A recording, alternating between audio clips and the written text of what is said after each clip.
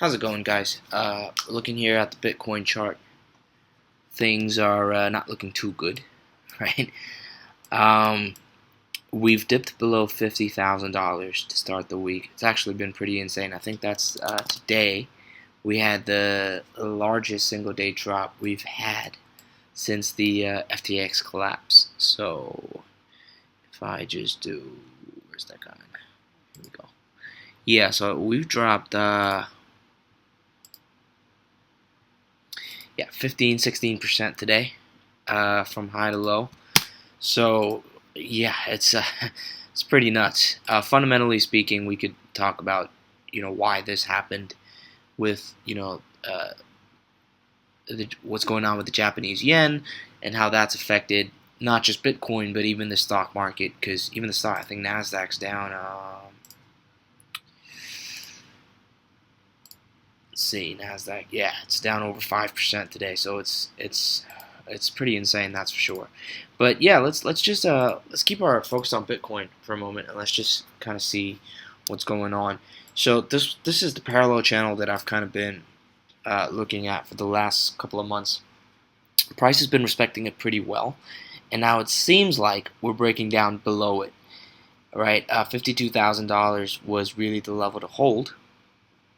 And now we've really just capitulated below it, even violating this $51,000 support that I was looking at. So if we close like this, right? I mean, even if we go back to the weekly, this is just tough. So we had, that was going to be key, right? It's 52.53, broken below it. Yeah, if we close the daily and the weekly will pretty much be confirmation, but when Bitcoin drops, it'll just drop. So we might not even have to wait for weekly confirmation if we have one of those crazy weeks. But basically, if we close the daily like this, I'm leaning towards $43,000 next, right? And that's going to be all the way here, this level. So actually, you notice how this range that we had in December and January, so December of last year coming into February of this year, if we just take a volume profile of that range, let's see what we get. Where are the, so we've got, the point of control is coming in at $43,000, just under that. We also have the value area high at 44. Yes, see, this level really is going to be the level that I'm watching. In fact, if we actually go out to the weekly time frame and we take a look at the 2021 range, so that range really, well, no, that's not it. This range, sorry. This really is the range that I've been watching. Yeah, about there, right there. Okay. So we do have the point of control of this range coming in at 47.5. But here's the thing, right? When we enter a value area, like when we break out of a value area the way we did in this instance, right? And we trade up above it and then we fall back into it, chances are we're going to go to the point of control and the other end of the value area. And that's exactly what happened down here, right? We had this range, we broke down below it, we traded underneath it, and then eventually, towards the end of last year, we broke back into the valley area, and you see how we traded all the way back to the other end of it at $54,000. And so, seeing a weekly close down here for me, that's not something I want to see at all. If we, if we take something that's more recent, things are not looking too good, right? So if we just draw, normally the valley area is used for a range, but I also like to use it for trends, just to kind of get a feel for where most of the volume took place in a rise up or a rise down. So on this leg up, that point of control is all the way down at $28,000. There was really very little trading activity going on here. So there's not much reason, if we basically close like this, again, the high volume node is coming in this area right here. You see, these are where the next high volume nodes are, which is coming in with the point of control over here at $43,000. Right, so this is really the level that I'm looking at, and this $53,000 level, if the daily closes this way, that's going to be resistance for me, right? You could maybe short the retest of this trend line. It might go up as high as these lows right here at $53,000. Um, Either way, I'll monitor the lower time frame for a reaction. But for now, if the daily closes like this, then yeah, we're looking at potentially a drop down to $43,000 for me. That's going to be the next key level. I don't think 48,000 is going to hold. We've already kind of tapped it today. We got down to 48.8, but yeah, if we close like this, 43 is much likelier for me. What about if we draw some fibs? What are we looking at? Okay, so we tapped the 0.5 from the August push-up, August of last year. Yeah, so we touched the 0.5. There you go. But you see the 618. That's coming in at 43 as well, right? 42.8, 43. So that's going to be interesting.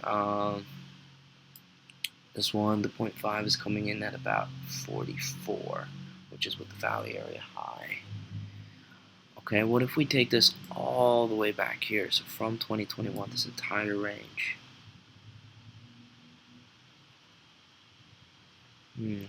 48 as well. All right.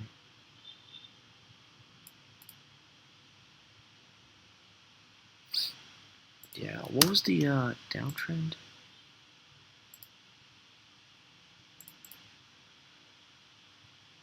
Yeah, there you go. So this downtrend that we had from the previous all-time highs, this was actually the one that I was.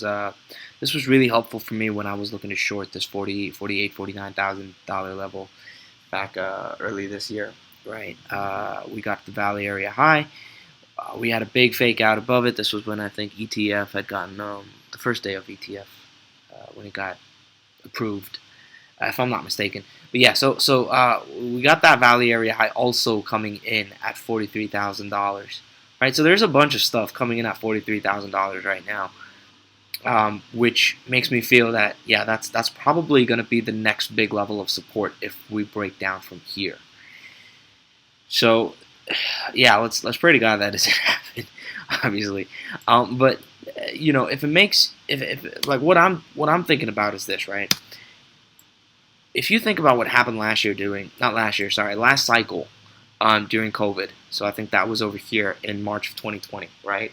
We had that rally higher from 6K all the way up to, what was it? We almost doubled up in price, right? We went up 10,500, and then we had a lockdown and all of that coming together, and so we had 3 days of just crazy capitulation all the way down to retest basically pre-bull market levels of that cycle, right? This was when we had pushed up to our first push up to 13K. So it was a big capitulation move down, and we could be seeing something similar here, right? We had a big stock market crash that happened as well. It was like a 1 day or a 1 week thing, and then we pushed up higher after that. This could be one of those instances. So, you know, I'm not pushing anyone to do something over the other, but those are really, yeah. I mean, if you play the charts, then obviously this breaking down, it makes me feel that 43 is coming up next. That's going to be the next key level, and then followed by around $33,000. But we could also just be seeing a capitulation, and there is a possibility for a V reversal, right? But I'm not gonna bank on that.